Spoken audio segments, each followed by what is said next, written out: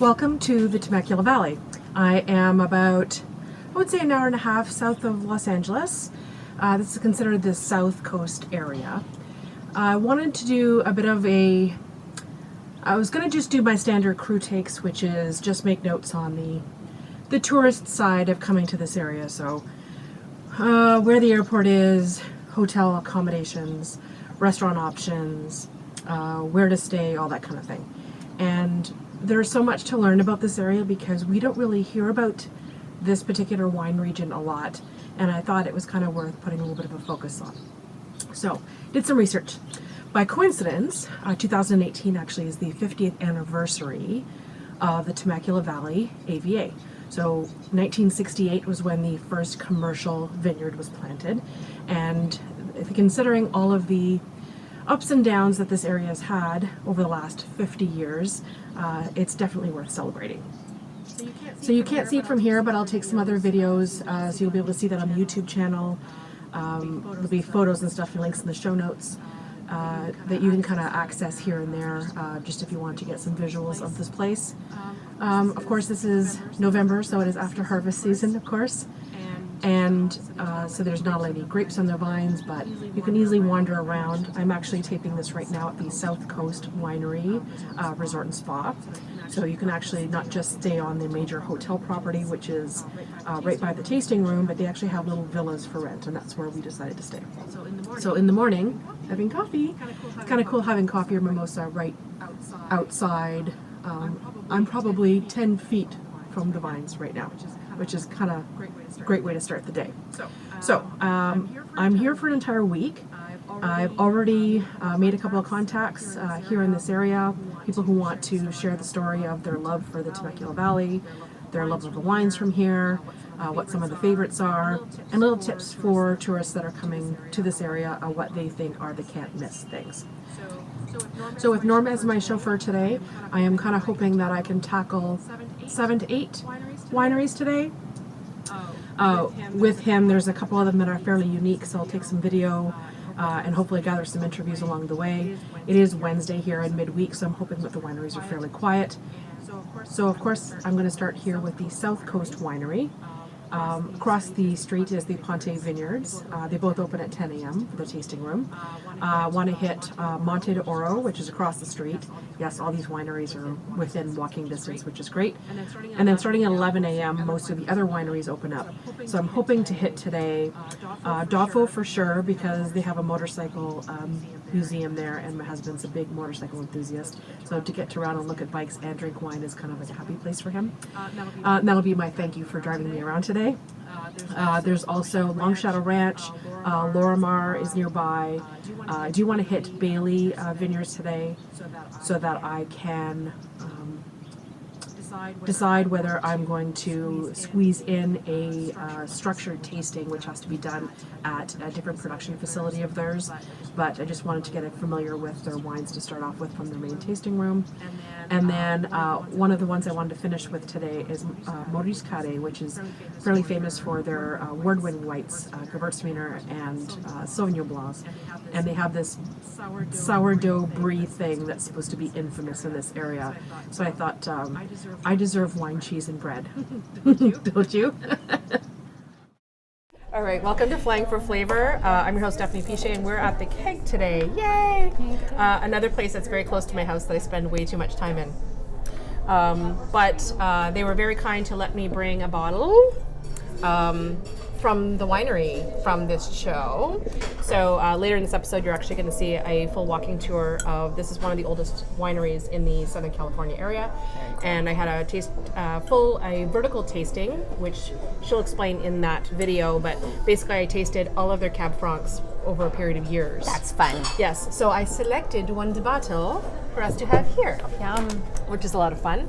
Especially because in Canada it's very hard to get wines from that area. We may get a few over in BC, but Ontario is like, I don't want to give them names. There's some nicknames out there for the LCBO, but they don't. They're very strict on their wine purchases that come into this province. So. Yes, they are. Yes.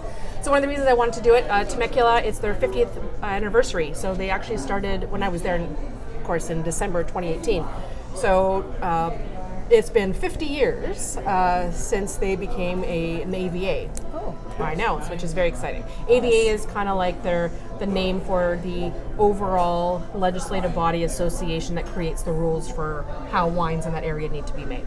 Is that like our VQA? It is like our VQA, absolutely. So there's the Temecula Valley AVA is what the actual area is called. So one of the other reasons I thought was kind of cool is that I did a crew take, which you'll be able to find the link in the show notes, which is kind of like my audio review of the places I went to and stuff when I was down there. However, I thought I want to do actually a full episode.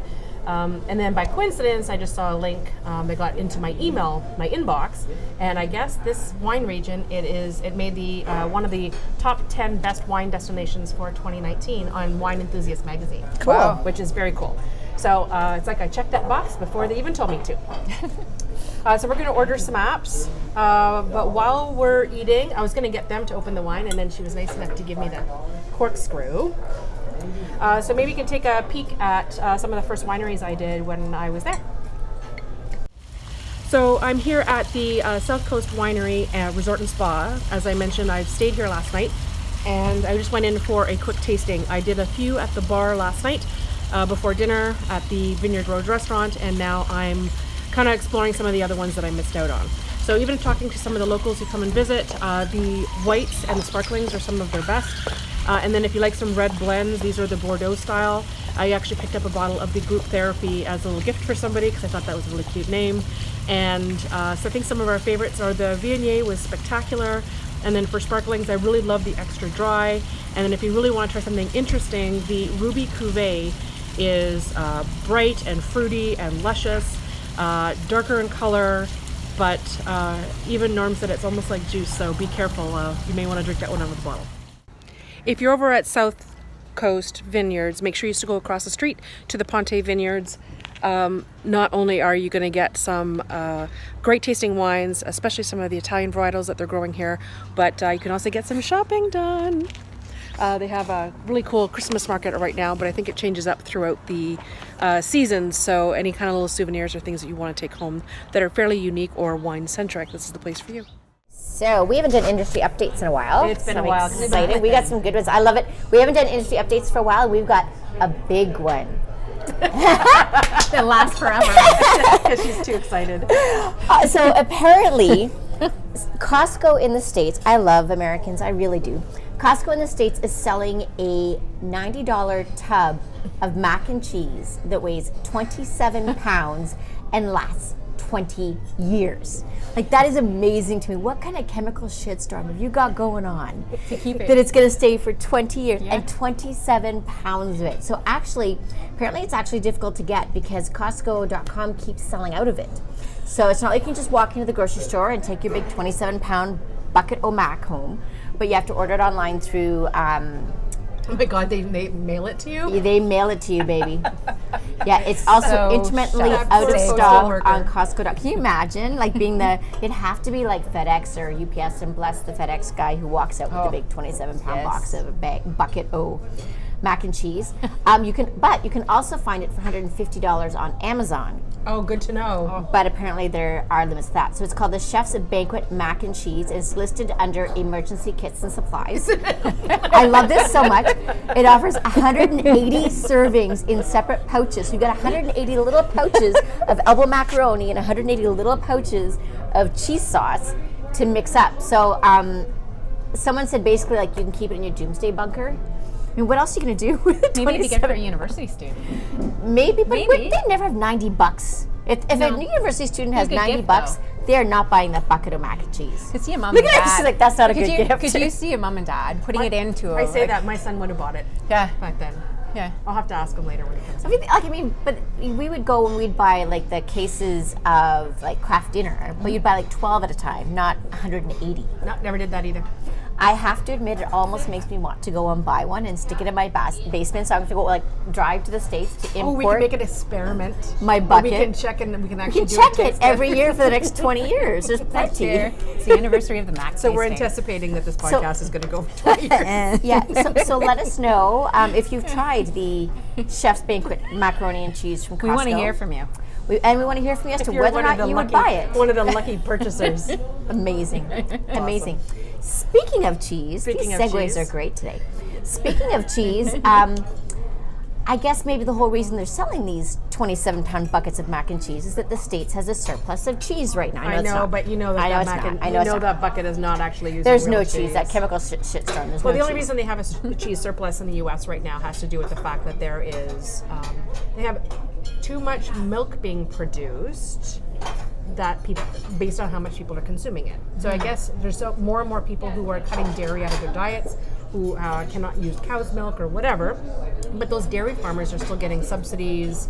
So they're making the milk So regardless. they're making the milk and they're selling it. So They know it's the just cows sitting are there. making the milk, not the farmers. So Sorry. now these big producers, probably Kraft and some of the other ones, are buying it all up and they keep making it. Cheese does last longer. I mean, that's the whole idea of cheese, was to preserve dairy for a long period of time. But man, cheese better come down in price if they have that much. But we're not talking a couple thousand pounds. 1.4 billion pounds of cheese. That's a lot of cheese, dude. Like that's like a pound of cheese for every Canadian. That's Like a lot of cheese platters. that is a lot. That's like a whole lot of constipation going on, quite frankly. That's why Can you Costco now imagine? sells. Oh my god. So, and actually, I was reading they actually compared it to, was it the Capitol? What did they say? There's a building in the States that it's as big as that entire. At the Capitol building? It would be the size of the U.S. Capitol. That's a lot of frickin' cheese. You mean like a block? That how big it would be? Maybe. Wow. I guess in weight That's a wise, lot. that's, If you that's think, a lot. yeah, That's a lot of cheese. it's a lot of cheese, dude. I'm feeling I'm thinking this- like I'm just feeling like- things gurgle already. I'm like, am I salivating or am I thinking I might have to run? I tell you, I need to move to the States. Just ordered brie. We're good. I'm like, Bucket of mac and cheese and 1.4 billion It would have been a extra. great timing and segue if we would have got Alicia to bring in our brie Your right brie now. right at that Our moment. brie at the moment. One more travel related is that China has issued a travel warning for Canada in response to Canada putting one on China. So I know, Stacy, you were talking a little bit about it earlier. I think it's well, we all found. I mean, it's so logical in the sense that they're doing it in reaction to something else, and then That's it's usually back how and it works. forth, right? It's just a big political, you can't push me around thing, and you want to So I would suspect that traveling in both China and Canada is not that big of a deal.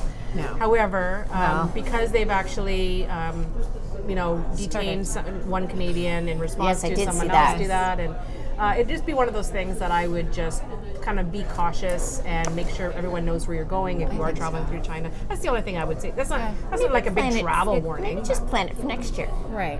It kind of concerned me when they reopened a case that was already Yeah, decided, and then sentenced the gentleman to death, and he's a Canadian citizen, I right? know. So that And in all of they were this- looking for someone to punish, and Oh, they had 'em, absolutely. right? That's too bad. I know. Yeah. Bad timing on that part. Scary. So here's another peek at a couple of other wineries in Temecula that really impressed me. Not bad, eh? This is the patio at Monte de Oro. It is pretty much smack dab in the middle of Temecula wine country, and every winery here seems to have their own flair, has their own style. Sometimes it's very Italian leaning, sometimes it's very Spanish leaning, sometimes it is a little more onto the whites and sparklings, other times it's a little bit more on the reds and reserve blends. Here at Monte de Oro, it definitely was all about the reds. I really enjoyed the whites. I think they are bright and fresh, but the reds were just calling my name. So if you want to take note on it, I really happen to enjoy the Syrah Reserve was probably one of my favorites. And because I am Ontario wine lover, I really was completely impressed with the Cab Franc. It is something that they were telling me here that is actually kind of coming into its own as it sort of sits a little bit and has a chance to age. 2014 Cab Franc is what it is. And it kind of is reminiscent of some of the wineries and some of the Cab Francs that we have in Ontario that are just coming into their own as well. So it's kind of interesting to see the two different climates, the two different terroirs producing Cab Francs in such a stellar style. So I think it's about time that we kind of walk away from the classic Cabernet Sauvignons and the classic red blends that are used to be famous down in this area. Some of the single varietals have been some of my favorites here so far. Okay, wife of the year here. My husband's two favorite things in the world are motorcycles and wine, and I found him the best of both at one winery. So welcome to Moto Dofo. This is north side of the Temecula Valley. We have snacks. There's a vintage motorcycle museum about 20 feet away from me, and there's an entire tasting room right behind me. And we can sit outside, and there's beautiful gardens and cool music, and all sheltered. It is a little bit of manly heaven. So welcome to Moto Dofo. Okay, so besides the fact that it's the 50th anniversary, a couple of other little notes. They've had some trouble over the years. I think that's one of the reasons that they're really trying to celebrate. They've really had this infestation of these stupid little bugs called the glassy wing sharpshooters. Ooh. And I know. Why do they? They have fancy bugs in Temecula. It's always like some nerds that are actually like naming these things, I'm sure. I laugh because I used to be friends with a nerd who like studied and named bugs. So it's kind of funny. Okay, so maybe they came up with the glassy sharpshooter. So I would, so this bug, I guess, would infest the vines, and they lost like 40% of their vines at one point in the early 90s. So I guess they decided to experiment that instead of just going ahead and replanting the same things they already had, they started experimenting. So now when you visit the Temecula Valley wine area, and actually some neighboring wine regions as well, there's a lot more experimental plantings that are happening. So some wineries are actually specializing in Italian varietals. Other ones are specializing in Iberian or Spanish varietals. And they're not as susceptible to the same bug. No, it's not that. They're all being prepared, but because they had the opportunity, so as opposed to just focusing on Cabernet Sauvignon, come on in. You know what's interesting? You're talking about how they're doing hybrid kind of experiments. I remember when I was a child, my dad we had two lots. My grandparents lived on one, my mom and dad had the other. So it was a double lot, but it was a 4 double lot. The behind our lot was 2-till gardens. And we actually grew violets and different kinds of actual flowering plants in between the potato plants, because it hindered little bugs like potato bugs and stuff from it. So it makes so much sense when you're saying that. Yeah. So it's just they just got to experiment a little bit more, and winemakers had an opportunity now. That may be coming in maybe 10 years after a winery had opened, saying, okay, I've been planting the same vine for how long now?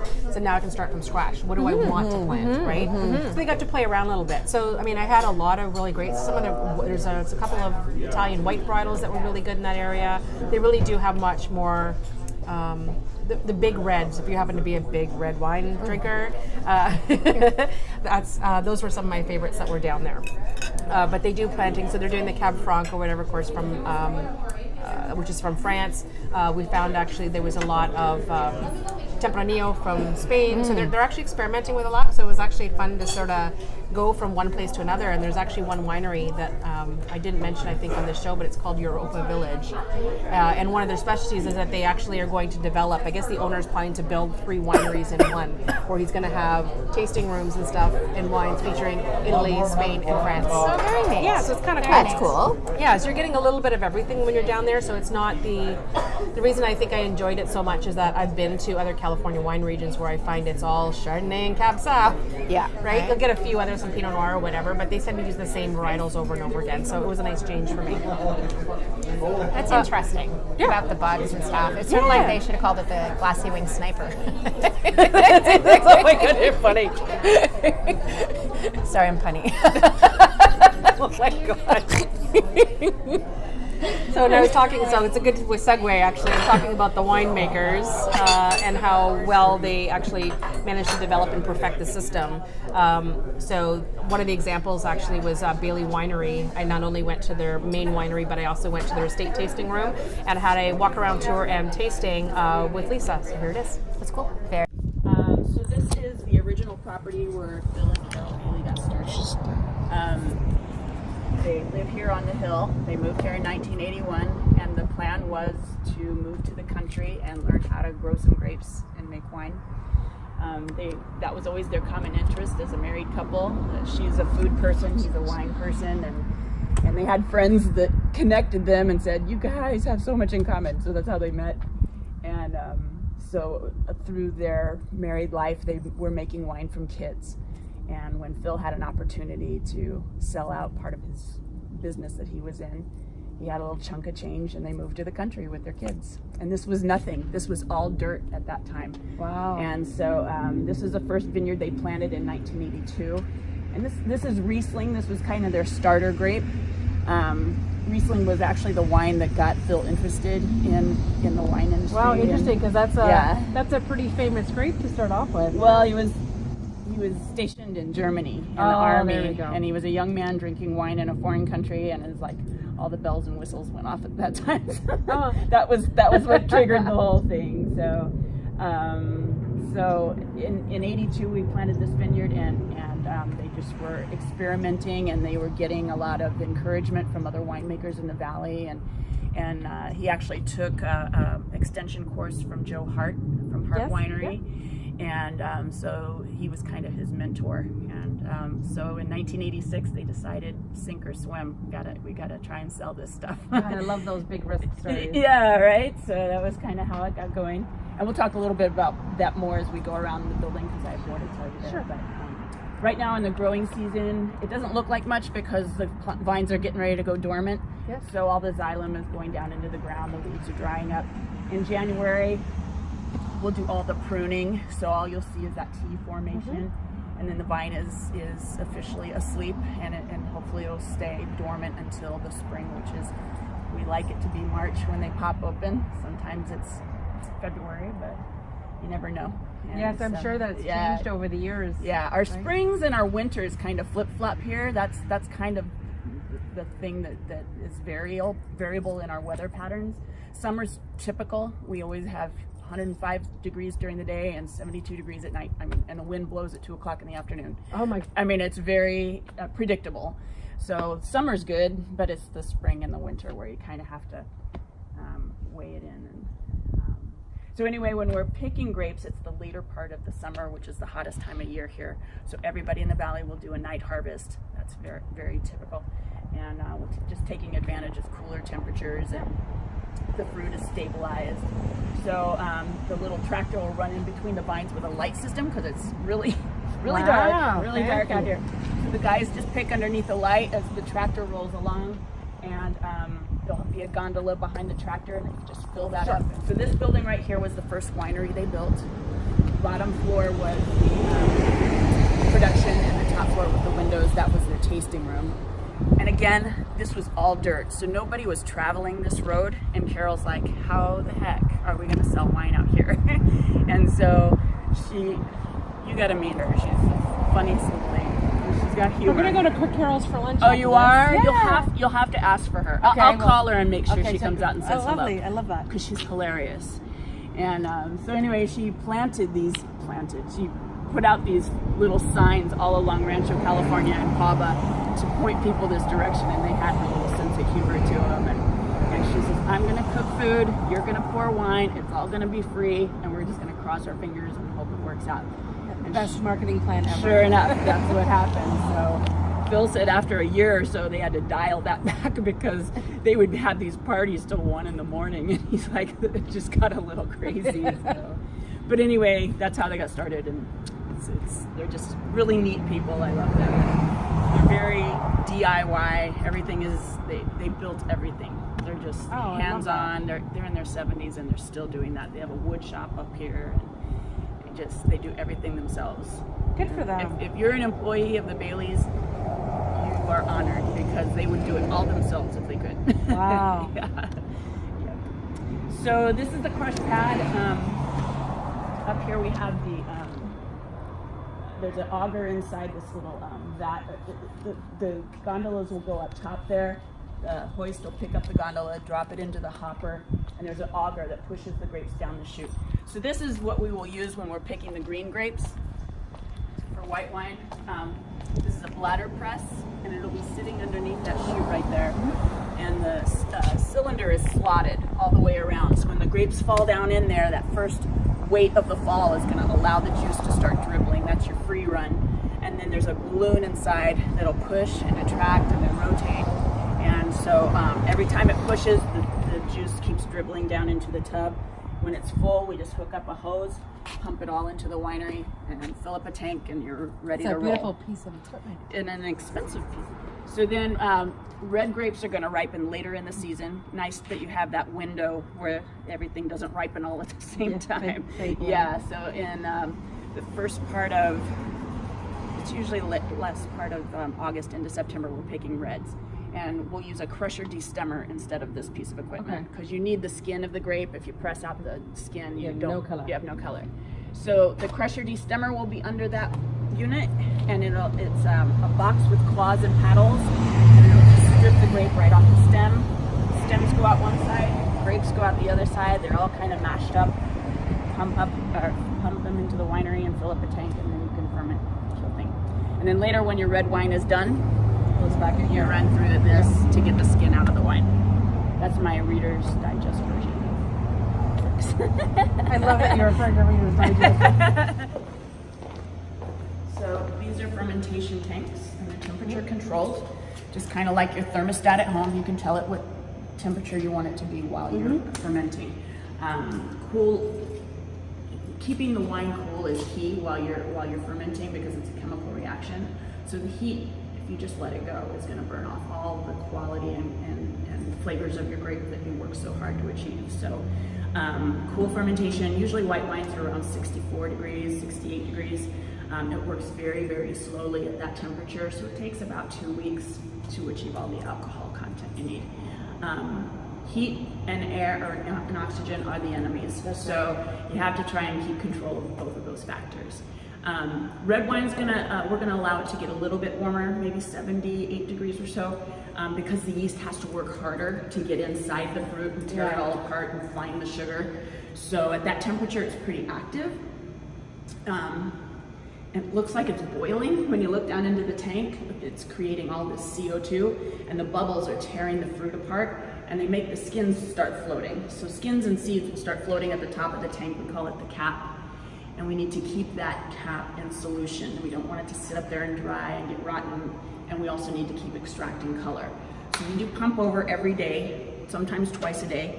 And so we'll take a hose like this, attach it to the bottom, and we'll have a pump that shoots the wine up the hose, and we'll be up there like a fireman spraying down over that cap and keep pushing it down. So that's pump over, and then eventually the yeast eats all the sugar. So it's all done, it becomes dormant, the bubble action stops. The skins don't have the floating bubbles, so it just falls down. So when you look down in your tank and your skins have disappeared, you know your wine's all done. And then you run it through the press. That's, again, a shorter version of how it all works, but it gives you an idea.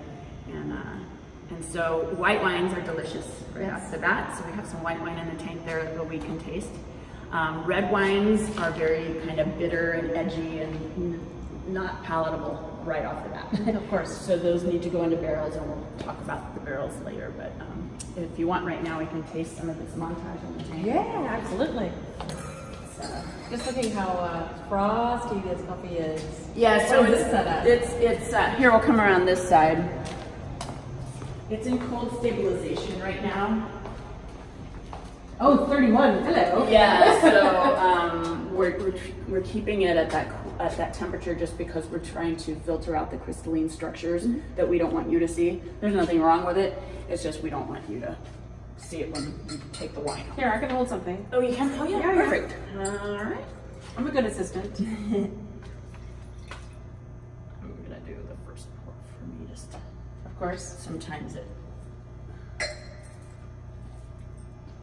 I'd be happy with this, the first pour too. So. Alright, so there's one. So this is montage. It's actually a white Meritage. Okay. It's a blend of Semillon and Sauvignon Blanc. Yep.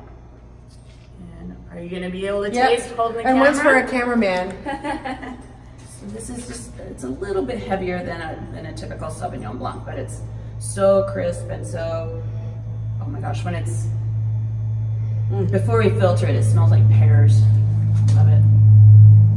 Oh yeah, I actually the richness. I like when it's filtered so much. Sometimes you lose out on that. The flavor changes. Yeah, that's it does, for it sure. does. That's for sure. But I love the nose on it though. Yeah, it's really nice. Cameraman, what do you think? It's yours is gone, so I guess it was okay. You got through it already. Yeah. He loves his white wine. So. Me too. Me too. Man, that's good. Yeah. It'd be interesting to see what it's like, but we're not doing that tasting. But is that going to be available? Is that blend? We have something the similar? 16 available. Okay, so Yeah. when we go back for lunch, I Yep. can have that? Yep. I'll bring my glass with me. Yep. Bring it along. This is our barrel room. And we buy these Seguin Moreau barrels now. We've been buying them for about 6 or 7 years. We like them really nice. We'll put the wines in the barrels and let them sit for 30 months. There's an 18-month interim where we take the wine out of the barrels and we do some blending. So we'll blend our Meritage, and we have another blend called M&M that we'll do. And Oh yeah, I had the M&M. yeah, and sometimes the Cab Franc, you might put a little blend in that. So that's at the 18-month interim, and then we put it back for another year. So it's 30 months total in the barrel. We like the Seguin Moreaus because they're American oak. They're affordable, and yet they kind of have a French style to them because it's a French company. Oh, Yeah, nice. so they Okay. stylize the barrel and they give it kind of a nice soft It's like a half and halfway between French and Yep, American. yep, oak. it's very, Interesting. very cool. Yeah. So the vertical program is something that Phil's been planning and working on for the last 15 years. And Wow. Yeah. So what he's been doing is holding back. You'll see sellable quantities of all the old wines, and instead of selling them all out every year, he'll hold back a pallet or two, and he's allowing the wines to age here in our facility. And then when he had enough inventory or enough vintages, he started pouring himself in this little tasting room. And actually this tasting room used to be our bottling line. Oh, well, that seems fitting that you just kind And of then keep the process. yeah, and when mobile bottling became cost effective or more prevalent, it was like, hey, why are we maintaining this huge piece of equipment when we can just call some guys to come twice a year and bottle for us, you know? Yeah. So mobile bottling, and we got rid of the bottling line, and of course Phil and Carol built this room. Of course they did. And made it a tasting room, and then that's when Phil started doing the vertical program, and he was kind of running it himself by appointment only, but he wanted it to be a regular thing. So and the vertical basically means, and not everybody knows what a vertical is, but you're tasting the same wine from different vintages, so you're seeing how that wine is aging over time. And actually, this is kind of a young spread. I often go back to 2005. Oh, yeah. wow, And okay. so I change this out monthly, and we have 3 wines that we present in this format. Cab Franc, obviously. Cabernet Sauvignon is next Yes. month, and then Meritage is in January. Okay, so you kind of rotate them. So I'm just lucky enough that happened to be here for For the Cab Franc, you left out, right? Because you know how Right. much I love Cab Franc, so Exactly. it was perfect. Exactly. Nice. And I'm gonna have a disclaimer. I normally ask you to start with the oldest one and move up to the youngest, because usually your older wines are a little more delicate, and the fruit is kind of falling away to a place where it's a secondary feature. But in this case, I'm gonna show you on the tasting notes here. Yes. These are all 100% Cab Franc, and the older ones have a little bit of a blend of Cabernet Sauvignon. So in this particular spread, these are a little heavier because of that Cabernet Sauvignon. So I like on this vertical spread, I like to start with the 13. And you'll find that these are bright, and the acidity is holding up the fruit, so you're getting a lot of baby cherry. And then as you get down here, it's much more lush and bold and peppery. And so we're changing it up this time. So Are we allowed to start now? absolutely, always save some so you can go back and forth a few times. I like to add food on the third pass just because it shows you why wine is a food product. Cheese has protein, wine has tannins, and when those two things start melding together, it's just a whole new experience. For those who are watching on the video, you've heard me say before that wine likes fat. Right? It does. It likes cheese and it likes meat. Yeah. Especially red wines. It does well with fat. Ooh. Oh, that's good. So, I tried, 5 wines back to back, as you saw at the end of that video.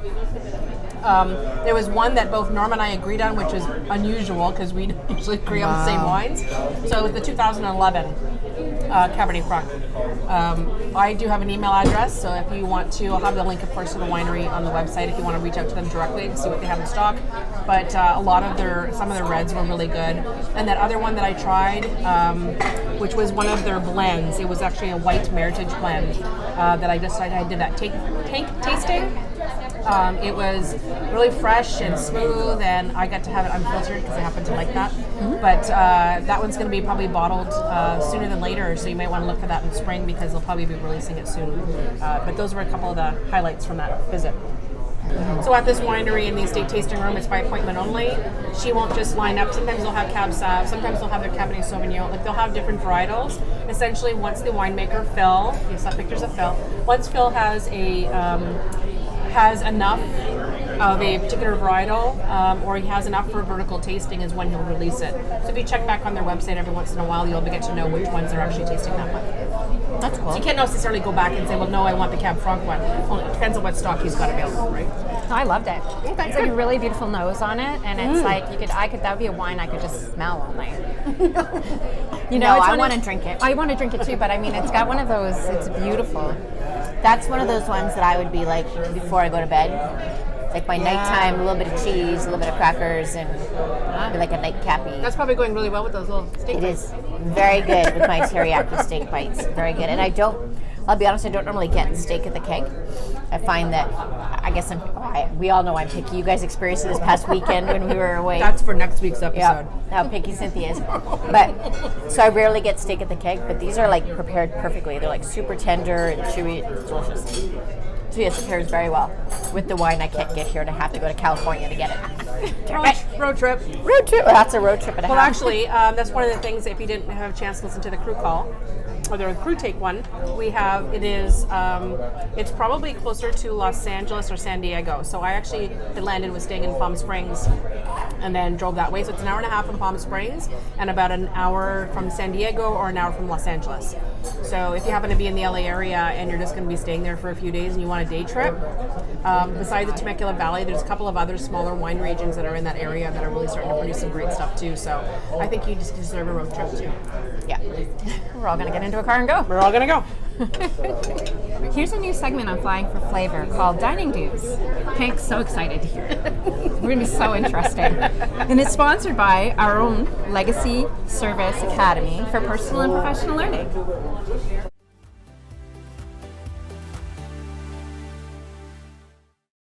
So hi, my name's Alex and I work at Milestones in Sudbury.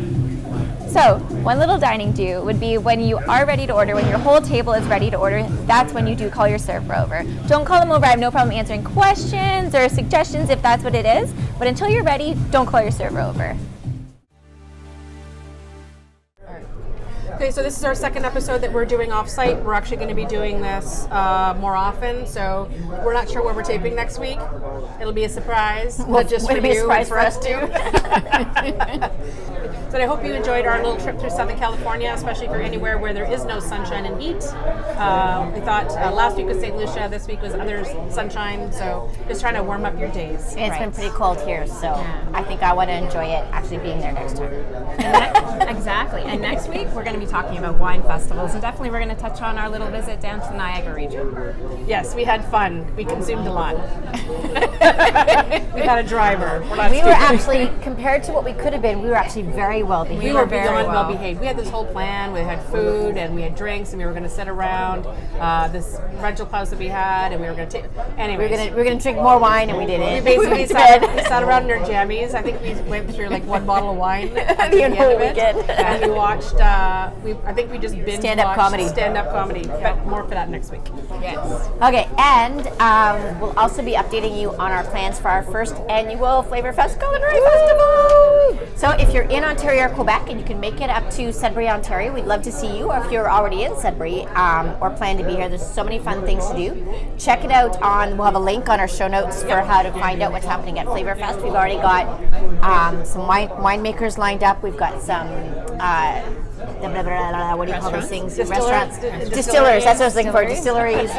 We've got microbrewers, as well as a bunch of different area restaurants are coming on Including the Keg's even doing something. The Keg has decided they're doing something, which is very exciting. But I'm not telling you because you have to check the website. But so keep an eye out on the website, and we'll update you again next week as well as to what's happening. So in the meantime, it's time for you to rate and subscribe. So if you're listening to us on iTunes or whatever your favorite podcast player is, make sure you give us a star rating so that we can kind of crawl up that iTunes ladder. And then also if you're on YouTube, make sure you're not only subscribing and following us on the YouTube channel if you're watching this on video, but you can also push that there's a little bell thing on the bottom. I just learned this myself. But if you click the little bell, every time that we do upload a video, whether it's one of our regular episodes or another little thing, you'll actually get a little notification saying that, we posted something. And you can thumbs up us too, can't you?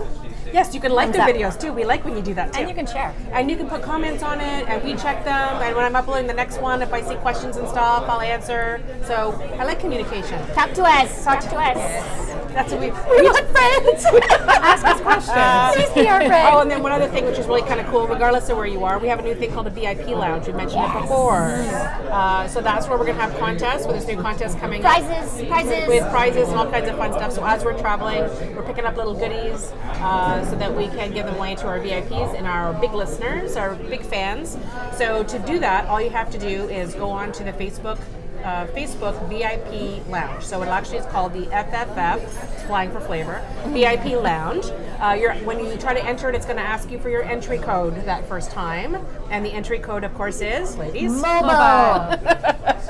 So any of the episodes in January are going to have the same entry code. In February, we're starting again.